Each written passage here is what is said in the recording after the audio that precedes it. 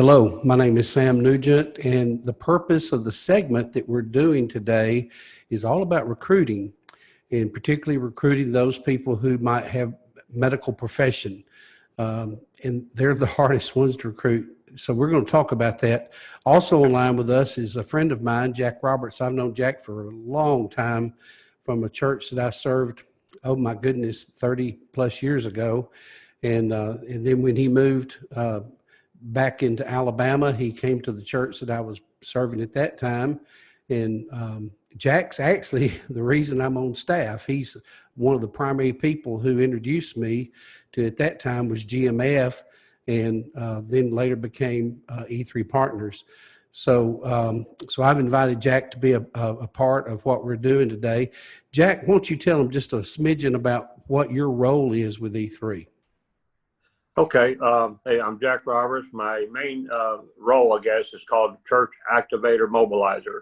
And my main purpose is to encourage people who had never experienced an overseas mission trip to be willing to consider it in their heart with God leading them to go. Okay. Well, actually, Jack, your title changed this year. So everybody on staff with E3 is now a church planting mobilizer.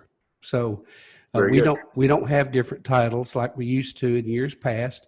And so everybody has the same title now, called Church Planting Mobilizer. So you guys that are watching this video are probably new with E3 and you want to lead a medical clinic, or maybe you're someone who's been doing this for a while and you're just taking these classes as a refresher course. So we're just going to get right into it. We're going to talk about what does it mean to mobilize a team? What does it mean to recruit a team, whether it be a medical team or whether it be a non-medical team? Because remember, you need both. You don't just need one or the other. So you need medical, but you've got to have evangelism go with your medical team, okay? An evangelism team can actually go without a medical component, but working in tandem together is actually a very, very good idea. So the first thing we must do is pray, because much prayer, much Amen. Power. That's something I heard my daddy say a lot when I was growing up as a kid. Much prayer, much power. Matter of fact, Jack's probably heard me say that in training meetings before. Yes. So if we don't pray about what we're going to do, then what we do is in vain. It really doesn't mean a whole lot. So first of all, you need to pray. So what are you going to pray for? You're going to pray for the people that you want to go with you on your team, whether they be medical professionals, evangelism folks, or whatever. So next thing, if you're doing medical, you better start soon. Matter of fact, when I know I'm taking a medical team, I normally start about a year out. Jack, do you think that's too soon to start a Not year at in all. advance? Not at all. Okay. So the sooner you start, the better. And, I like to recruit out of churches. Now, some people prefer just to go individuals, just one-on-one. Jack, that's really kind of the way you like to do it. You like to talk to people in their homes. You like to talk to people at the grocery store. You like to talk to Yes, people face-to-face, one-on-one, right? that's correct. I find opportunities every day when I'm out working on people's homes and the kind of work I do to be able to share my 15-second testimony. I share the gospel with 3 circles. And then when they get excited about what's going on, and I share with them about some of my experiences, and it sort of whets their appetite to be wanting to participate in this kind of mission. Yeah. Well, I'll tell you, Jack's kind of a handyman. He's an electrician. He does heating, air conditioning, does plumbing. He does a lot of different things like that. And when he goes into somebody's house, he is almost always going to try his best to at least share his testimony to see where that leads. And he's led a lot of people to Christ, but he's also helped to recruit people to go with us on trips, because when he tells them about what he has done, his personal testimony on trips, they get excited about it. And even if they don't go, sometimes they'll support Jack. They'll say, well, here's you $100 or $50 or something like that to go toward your next trip. So that's been kind of a blessing. So, but I personally like to get a foot in the door at a church. So, what does that do? Well, it involves the whole church. Now the whole church won't go, but maybe some people will go. You know, I'm thinking of a church that's in the same city where Jack lives, Calera. So Calera Baptist Church. So I know their pastor. Matter of fact, I was on their staff after I first came on staff with E3. I was the interim music director. So I started to invite people out of Calera to go with me on trips. And I know their current pastor. And so I asked Jason, I said, would you allow me to maybe just come and do an interest meeting? And so the first year I went there, he did the recruiting. He actually told the people in the church that there would be a meeting after church and that we would do that. And so we had people to come to a Sunday school classroom, sat down and went through it. The next time he said, why don't you come and speak in my church? I'll give you 15 minutes. So he allowed me to speak in the pulpit. Then we had the interest meeting. Well, anyway, long story short, this is not a huge church. This is a church that runs about 150 on Sunday, and we've taken as many as 25 people out of that church. Right. That's about 15%. That's actually a very high percentage of people that would go on trips. So anyway, I think that's pretty cool. So I like to recruit out of churches, and I want to encourage you to consider that too as you're going and as you're recruiting your people. Now, remember, your primary thing as a clinic administrator is to find those medical professionals, and you've got to start doing that really, really soon, because they may have to when they take that week off to go, they may have to shut the practice down. And if they have employees, they may be paying those employees for doing nothing, just like a paid vacation. You know, that doctor, that pharmacist, they may have to be paying other people. So you really need to plan in advance to try to get your medical professionals to go with you on these trips. I'm going to encourage you to don't depend on the website.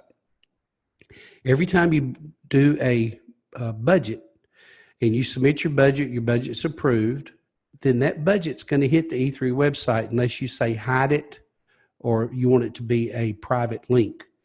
And so then people are going to read it. They're going to see it. They're going to apply to go on your trips. But don't depend on that. If you have a team of 20, you may get 2 or 3 people who went to the website, saw it, and joined your team. That's what I would consider an old French word, lagniappe, a little extra. But don't depend on that to build your team. You need to depend on, like Jack does, eyeball to eyeball, talking to people or going into churches, telling your story and inviting people to go. So, hey, Jack, talking about the individuals and stuff and doing things face to face, tell us about a young man who, he was young, but he was also a big boy. He wasn't a little boy. His name was Brandon. And Brandon's in heaven now, but tell them about Brandon, who was going to the church that you were participating in at that time. Well, you're right. Brandon was a very, very large person, and he's very conscientious about it too. And I can remember him, we became good friends. He needed me to help him with some work in his home. And after some time and me sharing in front of our church about trips and what God was doing, trying to encourage people to go, he said, I would love to go, but there's no way I can fly on an airplane. There's no way. Because he was big. He was big. And yeah. He was stern. He was scared. Yeah. He told me, he said, they'll make me buy 2 seats. Exactly. It'll cost me more. But anyway, so after I prayed with him and I said, and I told him, I said, Brandon, I said, if I paid your way to go on this trip, would you go? He said, absolutely. And I said, then how can you trust me, a mere man, and you won't trust God? I said, put your trust in God, and he'll provide the way for you. If you're called to go, he will. Well, he did. He finally signed up. And once he boarded that plane, all his fears left him, and he became very dynamic in the field. We shared a room together, and he shared his experiences every evening when he got in. He said, I'm so glad I came. And he could not get down to Ecuador enough times to do trips. And then finally, he was diagnosed with small cell carcinoma cancer, and eventually took his life. But even while he was sick, deadly sick with cancer, he went on his last trip. And I remember an experience when at his funeral, when I got up to share, and my cell phone rang, and I picked the phone up out of my holder, and I put it up to my ear, and I said, "Excuse me, folks. You're not going to believe this, but this is Brandon calling from heaven." And I said, Brandon was telling me how awesome it is up here. He said he's met a lot of people that he's already saw that came to know Christ. Because, you know, in heaven, eternity is now past, present, future. But make a long story short there also, Brandon encouraged so many other people to go because he said yes to Jesus. Right. And a little boy down in Ecuador, in Bahia, Ecuador, one time said, "Why are you so big, Brandon?" He said, "God made me this way, so it'll be more to hug." And the little boy said, "I'll hug you." You know, I remember his very last trip. He called me, I don't know, 3 or 4 months in advance. And he said, you know, the doctors told me that I'll probably be dead by June. He said, I went on E3's website and I see you got a trip going out June 21st. He said, do you think it'd be foolish of me to sign up for that trip? He said, I went down to a lake or someplace and I was reading the Bible and I was praising the Lord and just having some quiet time. And the Lord impressed on me that I needed to end it well. I needed to end things strong. And he said, do you think it'd be foolish for me to sign up and go on that trip in June when they're telling me I'm going to be dead in June? I said, well, Brandon, if God told you to do it, you better do it. And so I met him at Starbucks, not far from his house, and I got him all signed up. We put some letters together and sent them out. He raised all of his money. And he was very simply put in his letter, he said, should I die, the money that's raised will go to a worthy cause through E3 in the country of Peru. And he said, I want to do that. And he raised all of his funds. And you're right, Jack. Just through his own testimony, he really helped to recruit a lot of people because of what he did. And I remember I didn't get to go to his funeral because it was during the workday when I was driving a school bus, but I did go the night before. And I'll never forget what I saw in that casket. You remember what he was holding in his hands? His passport. Right. So that's one thing he told his wife. When I die, I want my passport in my hands. And they did it. They put his passport right there in his hands. And so he was a great blessing. Even in his death, he was a recruiter. Well, that's a great story, isn't it? That's right. So who do we go after? How do we determine who we're going to talk to? Well, I don't really choose. I want to invite everybody and anybody. And then it's up to God to be the one who touches their heart and calls them, right? That's right. Sam, just this past Wednesday, I was at a house not far from here doing some lighting installation. And the owner of the home, Barry, he's a fireman. And then and his wife's a school teacher. And he had to go somewhere, and she was there, and I was doing my work, and I started sharing with her some of my stories. And she was getting what we call Jesus bumps on her arms, and she was in tears. And she said, my husband's been wanting to go on a mission trip for years, and I've been holding him back and not letting him go. But she said, Jack, after what you shared with me today, she said, I'm going to say yes to Jesus and let my husband go on a trip. And before I left, and he found this out, he told me, Barry said, Jack, I'm going to go to Peru with you, or wherever it might be. Cool. Very good. Well, you know, you need to develop some best practices for you. You know, the way I do things, the way Jack does things may not be the way you do things, but you need to develop a best practice for you. How are you going to recruit? How are you going to find medical professionals? How are you going to find people to do evangelism so that they can go on trips with you? One of the things I'm going to encourage is don't try to do it by yourself. You know, invite people like Jack. Jack's been on staff longer than I have, and his primary responsibility is recruiting. That's what he's been doing for all of these years. He's not really had a desire to be the trip leader or to be the second in command. His main desire in his life has just been to invite people to go and do what he does on a mission trip and to get blessed by that. Matter of fact, I think Jack would probably ditto this. One of the things that gives me the most joy is at the evening when people are coming back to the hotel is to listen to their stories, to see how God touched them and moved them and made them different people.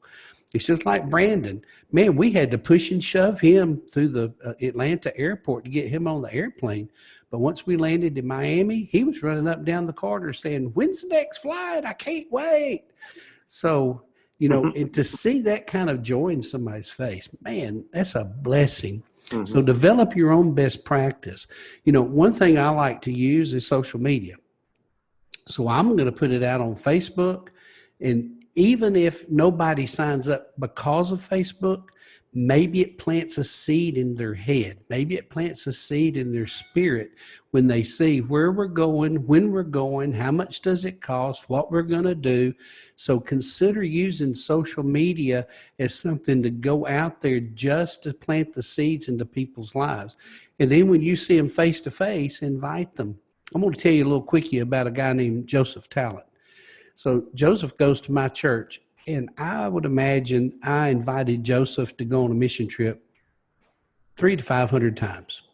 Every time I would see Joseph, he's a sweet kid. His mom and dad are great people. His father has passed and gone to heaven now. But I would say, Joseph, why don't you go on a mission trip with me? And he would always say, Brother Sam, I'll think about it. Well, about 3 or 4 years ago, I saw Joseph at church, and I said, Joseph, why don't you go on a trip with me? And he said, I'm going to. Well, I like fainted right there on the floor. And I said, really? He said, yep. So the next trip you got coming up where you need somebody, you let me know and I'll go. And he did. And it changed his life. And now Joseph's the first one to sign up for a trip. When he sees it hit the books, matter of fact, he'll start calling me in January. When is it going to hit the books? When is it going to be on the website? And the trip that was supposed to go this year, but thanks to Corona, it got canceled. He called me in January. He said, when is it going to hit the books? And I called him. I said, it's on the books, Joseph. And sure enough, within an hour, he was signed up for that trip, ready to go. Matter of fact, he raised almost all of his money before we had to call it quits. So just be persistent. Don't choose who you're going to invite. Invite everybody. Let God choose who he wants to be on the trip. Okay? And he'll provide the money for it. He'll provide every dollar that they need. That's right. Tell your story. You know, people like to hear little short stories about, Jack's told one, I've told one. So just tell a little short story about what has God done in your life or through the team, through the ministry that you've been through when you've gone on trips, okay? You've had to go on trips. Otherwise, you wouldn't be eligible to be on staff. So you've had to go on at least one trip before you signed up to come on staff. So going to a Sunday school class, going to a small group, that would be better than you getting in the pulpit at a church, at least to get started. Go into the small groups and tell your story and invite people to go and to be with you. Encourage those that have been there with you to help you. Just like I ask Jack every time, Jack, I need help. I need to put a few more people on this team. Would you tell people about it? Sure, Brother Sam, I'd be happy to do that. So, but get people who've been there, done that, and got the T-shirt to prove it to help you to do the recruiting. So, hey, there's no rocket science in this. You've just got to invite people to go, okay? So now, if it's a medical team, there's a new rule with E3. Here's the new rule.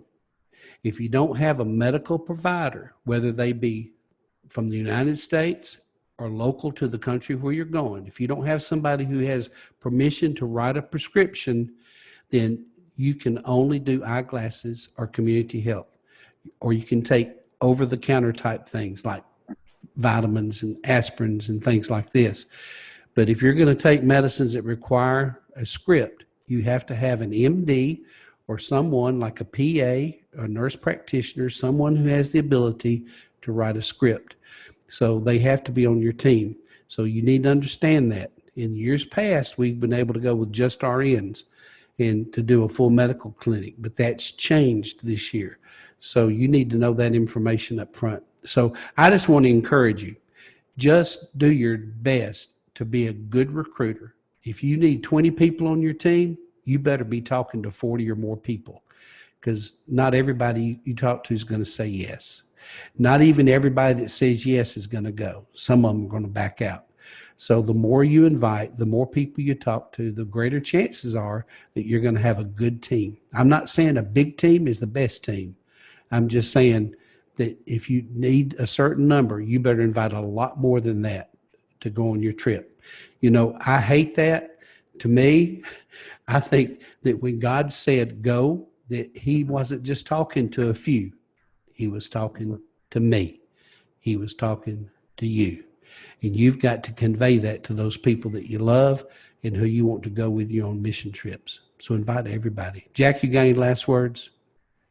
No, I just wanted to say one thing, actually two things. And when Bobby Culpepper asked me about praying about going on that first trip after he got back, he was so excited. And he was with Liz Gordon. He said, Jack, would you pray about it? And I said, Bobby, I don't need to pray about it. If God's called me, I'm prayed up in my heart, in my spirit. And I said, my answer is yes, I'm going. So it's not something you got to pray about. I pray about where I'm going, not if I'm going, because I'm knowing to be obedient. And also I tell people when I'm trying to encourage them to become a member of our awesome team is to say, just think, what if someone came, when you, if the last person you're sharing with is the last person that the Father in heaven is waiting is to hear the gospel, and before he sends his son down to rapture the church back. Woo, wouldn't that be great to hear that trumpet sound while we lead somebody to Christ? Wow. That'd be so incredible. That would be incredible. That really would be. All right. Well, Jack, thank you for joining me today on this and talking to our friends who are studying how to be medical team leaders, medical clinic administrators. And I just thank you for that. And I pray, God, that you guys will be encouraged and that you'll be out recruiting those teams. Take care. Thank you.